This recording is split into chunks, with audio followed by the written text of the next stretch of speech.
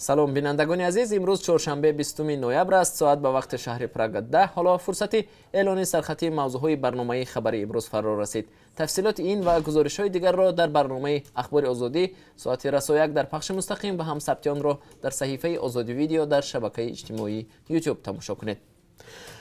در تاجیکستان رشد نظام اجرای جزای جنایتی را بررسی دارند. با این نام در شهر دوشنبه نشست آغاز شد. در آن بجز از مقامات تاجیک همچنان کارشناسان بین المللی نیز اشتراک دارند. یکی از پیشنهادهای جانب تاجیکستان این بود است که محبوسان متهم به تروریسم در مؤسسه‌های مخصوص نگهداری شوند.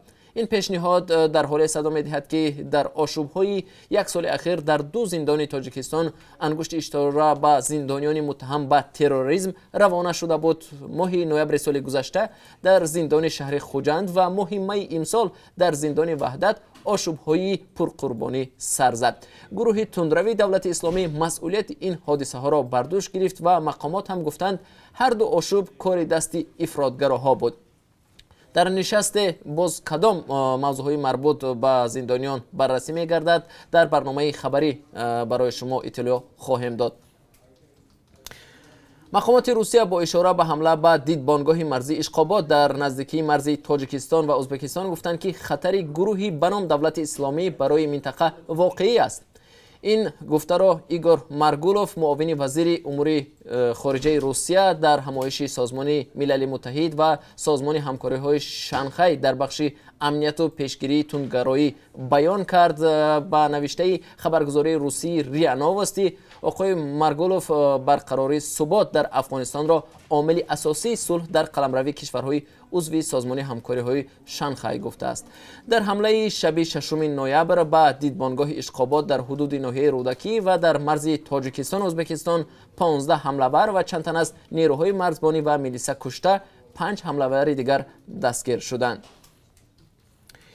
از روز به شب در ولایت ختلان به قبل شکاری نواسکران اکنون شبانه نیز جریان میگیرد، در حالی که تا انجام موسم تیر ماهی دعوت به ارتش 10 روز دیگر باقی مانده است. ظاهرا برای پوره اجرا شدن نقشه در این منطقه مسئولان دعوت از تمام واسطه ها استفاده میبرند تا حدی که بعضی نواسکران را با زور به خدمت جلب کرده در قسم های نظامی آنها بعداً به بیمارستان میافتند. همکاران ما در مثال چند جوان که قابل خدمت نبودند اما ابله شدند این مشکل را مطرح خواهند کرد. وقت احتمالیت بیگناهی زیر سوال می رود. پیوندان نابالغ که از نمایش پسرشان در قضیه کشتار در شبکه‌های اجتماعی ناراضی‌اند حالا تلاش دارند که بیگناهی او را اثبات کنند و می‌خواهند پرونده پسرشان دوباره از جانب مقامات دادستانی تحقیق شود. مرافعه دادگاهی نورس 15 ساله که در کشتار دو کارمند استراحتگاه در ورزاب گمانبر دانسته می شود حالا در دادگاه ادامه دارد. والدان میگویند یگان درخواست آنها از جانب دادرس‌ها به نظر گرفته نمی شود و بازداشت و بازپرسی نابالغ خلاف قانون‌های تاجیکستان و کنونسیون حقوق کودک صورت گرفته است. تفصیلات را امروز در برنامه در اختیار شما خواهیم گذاشت. چرا صدها هزار نورسان و جوانان تاجیک از ادامه تحصیل، کار و هر گونه آموزش ها دورند؟ این مشکل باعث نگرانی دفتر بنیاد کودکان سازمان ملل متحد شده است. مقامات تاجیک وجود کمبودی را تصدیق میکنند و میگویند آماده هستند که یکجا با شریکان در پی بهبود وضع اقدام‌های را روی دست بگیرند. نمایندگی یونیسف حساب کرده است که برای اجرای پوره این برنامه بهبود وضع کودکان تا سال 2030 میلیاردها دلار ضرور است. آیا مقامات تاجیک این مقدار پول را از کجا میخواهند پیدا کنند؟ از زبان خود آنها در یک گزارش برنامه خبری خواهید شنید.